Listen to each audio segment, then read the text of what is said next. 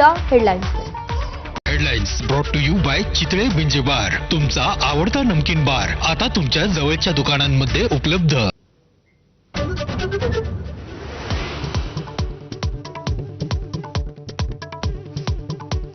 मतदारसंघ पुनर्रचनेत 50% जागा वाढवायचा ठरल्यास पवारांची राष्ट्रवादी, ठाकरेंची सेना, काँग्रेस, डीएमके पाठिंबा देणार। माझाला सुप्रिया सुळेंची माहिती। शहांसोबत सर्वपक्षीय बैठकीत चर्चा झाल्याची माहिती।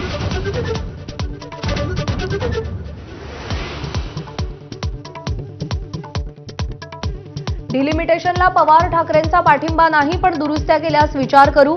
खासदार संजय राऊतांची भूमिका, तर काँग्रेसची भूमिका इतरांनी ठरवू नये। सपकाळांचा नाव न घेता सुळेंना इशारा।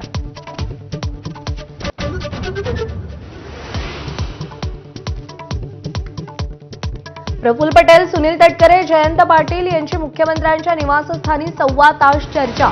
दोन्ही राष्ट्रवादींचं विलीनीकरण आणि पवार गटाच्या एनडीएमध्ये सहभागी होण्याची चर्चा रंगली।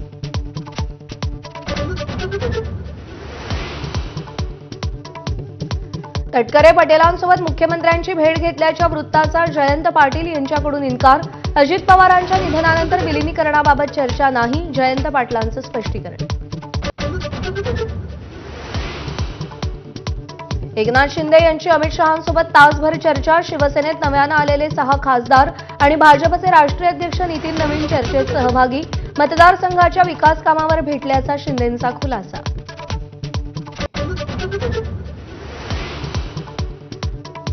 शेतकऱ्यांना कर्जमाफी दिल्याबद्दल मुख्यमंत्र्यांचा मुंबईमध्ये सत्कार। कर्जमाफीची अंमलबजावणीही झाली नाही, पण भाजपला गौरवाची घाई। प्रदेशाध्यक्ष रवींद्र चव्हाण उपस्थित राहणार।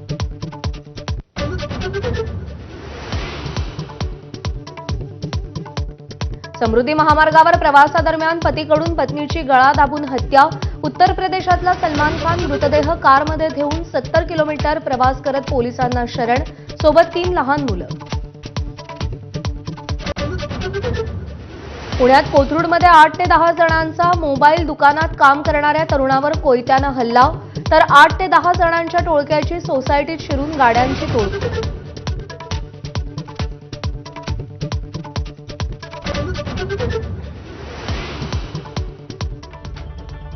बुलेटिनच्या सुरुवातीलाच दिवसभरातली सगळ्यात मोठी बातमी। मतदारसंघ पुनर्रचना